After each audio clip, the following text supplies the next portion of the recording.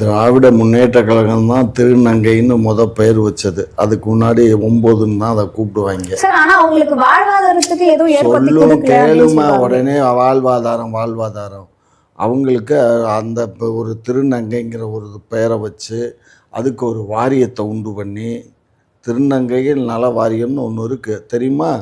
அப்படி ஒரு வாரியத்தை வச்சு அந்த வாரியத்துக்கு ஒரு தலைவியை போட்டு அவங்களுக்கு கீழே ரெகுலேட் ஆகுது. சரியா?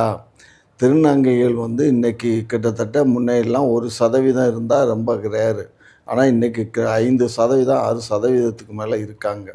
நேற்றுக்கு ஒரு காணொலியில் பார்க்குறேன், ஒரு திருநங்கை ஒரு லாரி வேகமாக வருது, இது கையை காட்டி அந்த லாரியை நடுரோட்டில் நிப்பாட்டுது.